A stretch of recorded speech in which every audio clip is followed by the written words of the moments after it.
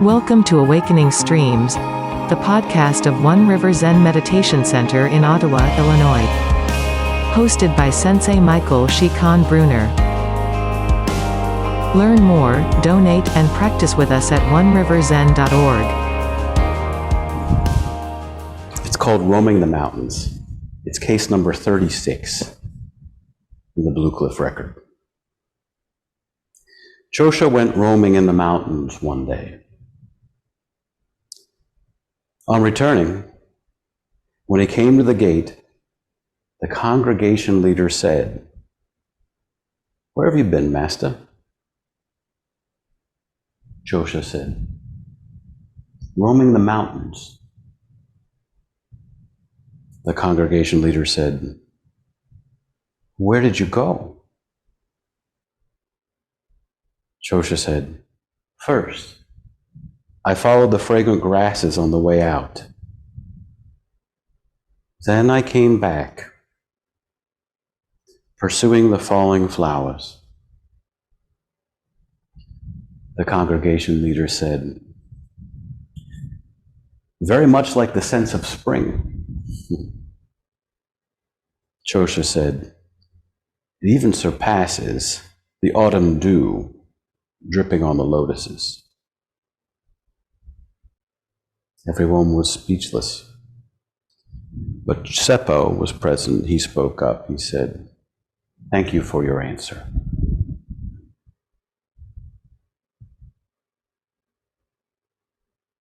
We all get so caught up in our idea about what our life is or should be, that we find it hard to come back. But Chosha follows the fragrant grasses on the way out, comes back to his senses, back to what's present, driven by enthusiasm, maybe even some ardor. He's drawn by these grasses, and he goes, and he forgets himself. He forgets himself. This is the very marrow of life. This is it. This is it. It can't be labeled. We call it dropping away or staying in the present. But it's all right. It's beyond any idea of present or future. You can't convey it by words.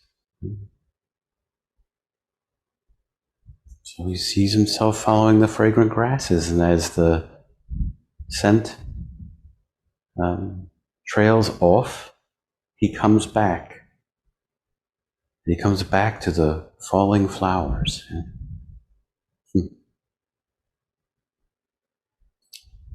So when he returns, he forgets himself there too.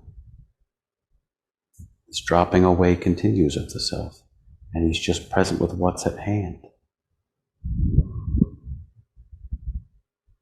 What a beautiful life, to appreciate being in this way, to forget the notion of our small self, of our worries, and to find it, to return to it, each returning more beautiful than the last.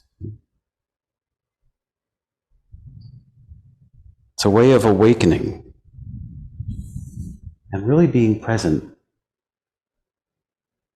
It's like the old maxim that we chant every day during a retreat: take heed. Do not squander your life.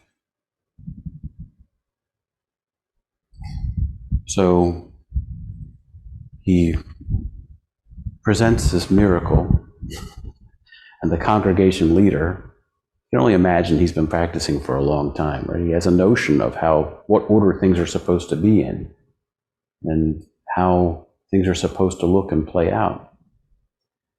He responds with, "How very much like the sense of spring." But it's not the same. The congregation leader is trying to bottle the ocean. He continues on, "How peaceful and present it must be." Yeah. He hasn't got a taste of it, though, yeah. It's not to any avail. Is this the closest you've come to the wonder of your actual being? It's like referencing a picture postcard, yeah? All dog-eared. But the question is, have you ever made the journey? Have you?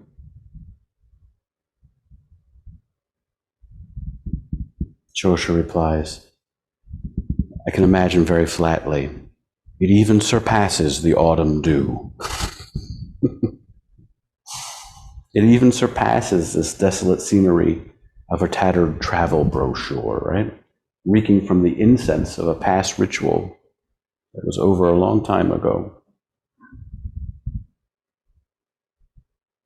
The dew clings to this hazy form of the lotus of awakening, but it never actually quite penetrates it. That isn't a pretty picture. Can't be embraced, right? It's just very flat. This is your life. You have to penetrate it directly. You have to experience it. You have to move beyond the pretty bows and the colorful wrapping and open fully to the experiences that present themselves. I love the last section. Secho adds, when the assembly leader can't say anything to Chosha's response,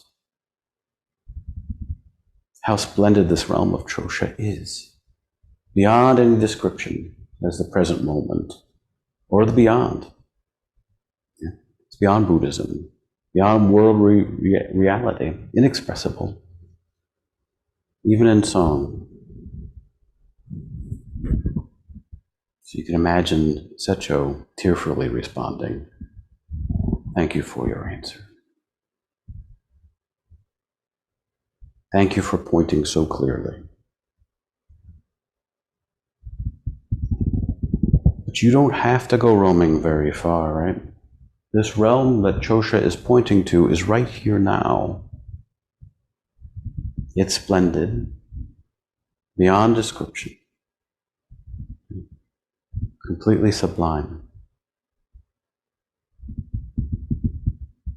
So as you roam these mountains, you'll find with every step you're always home, and you can live in this way. Come home to your life. All of the signs are there, all of the beckoning, the wind gently blowing at your face, trying to wake you up. The warm sun on your face, trying to gently warm the icy karmic shell that you're ensconced in and melt it away. And when you melt it away, it exposes your life. This is it. This is it. Thank you for joining us. If this podcast was meaningful to you and supported your practice, please give us a hand by joining us at oneriverzen.org.